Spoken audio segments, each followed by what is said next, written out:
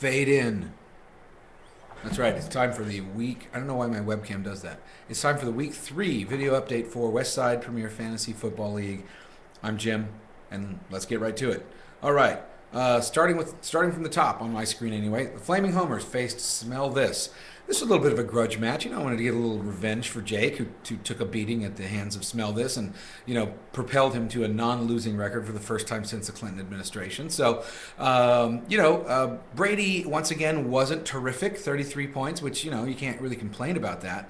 In the end, people like Brent Selleck and Deshaun Jackson and Julius Jones kind of saved my hide. We got 141 points. But ultimately, this was all about the fact that I was ahead by 60 points until the Sunday night game, when Peyton Manning, that little so-and-so, got 59.8 points, actually pulled Smell This ahead briefly at the end of Sunday by about a point. And then it all came down to the Williams boys, Roy and D'Angelo, against Patrick Creighton on the other side for Smell This. And just happened that it worked out that the two Williamses, D'Angelo and Roy, didn't lay an egg, or they only partly laid an egg. And the Flaming Homers got a 141 to 133.9 win. But it was a very close game, and it really kind of puts Smell This back in where he expects to be, which is, under 500. So anyway, next game, Smack Attack 3 and Rough the Passer. Rough the Passer is 3-0 now and leading the, what should we call this division? Let's see, the Division 1. That's boring. I'm going to call it the Superman division. So Rough the Passer is leading the Superman division with a record of 3-0. This is kind of, if there was a schoolyard taunt that best describes this game, I think it's UGLY, you ain't got no alibi, you're ugly. Yeah, you ugly. I like the yeah part on that. Smack Attack 3 came up with 79 points. A lot of guys in single digits. John Carlson, Kellen Winslow, Darren McFadden, Steve Smith. My advice, never take anybody from the Raiders. Never, ever, under any circumstances, take a Raider. Rough the Passer had a great day out of Matt Schaub, who's a much better fantasy quarterback than he is an actual quarterback. Hey, he's no Jake DeLong, but what are you going to do? Steven Jackson, Cedric Benson, good days for Rough the Passer, but it still only adds up to 107 points. Doesn't matter, though, because that's a win. And Rough the Passer now leading the Superman division. Very good. Liam Neeson and DeBiz. You would think this was the nail nibbler of the week, since it was only a 1.3 point difference separating the two teams, but it was not. More on that later. This was an odd game because it came down to Monday night, and it was Tony Romo on Liam Neeson's team, and on the other team, DeBiz, you had Felix Jones, Dallas running back, and Jason Witten, Dallas tight end.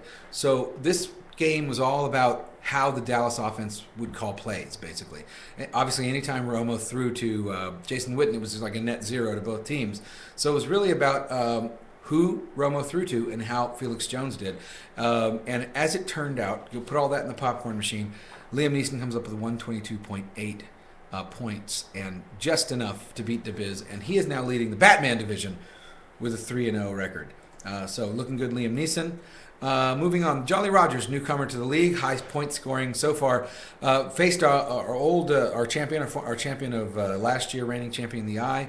Mike and Tommy had this nice, sort of smack talk thing going on through the whole, polite smack talk thing going on through the course of the game, but it came down to whether Larry Fitzgerald was going to get a 28-point game, and it did not work out that way. Larry Fitzgerald had a pretty non-Fitzgerald-like 7.6 points and didn't quite get there. Matt Ryan was a little bit of a disappointment for the Eye, although Willie Parker, Ray Rice, Randy Moss, good numbers. Denver defense, good numbers.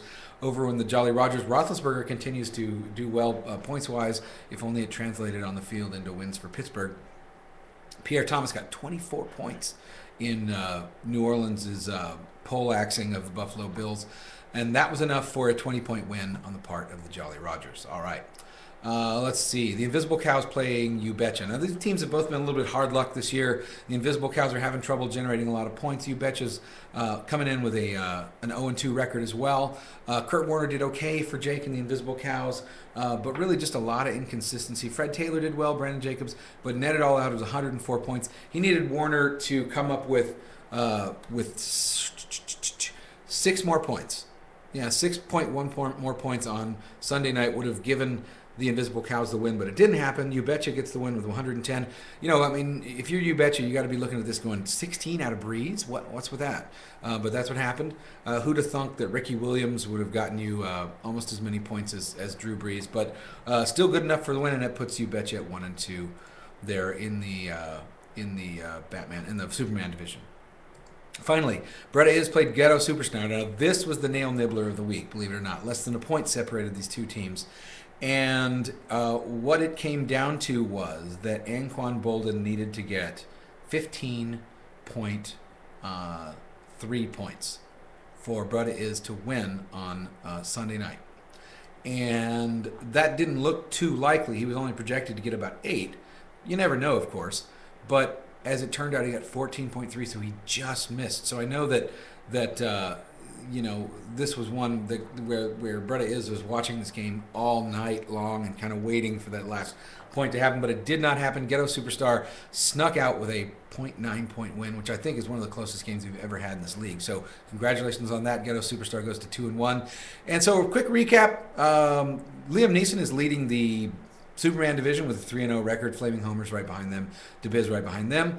And in the Batman division, Ruff the Passer is 3-0 and closely followed by the Jolly Rogers and Ghetto Superstar.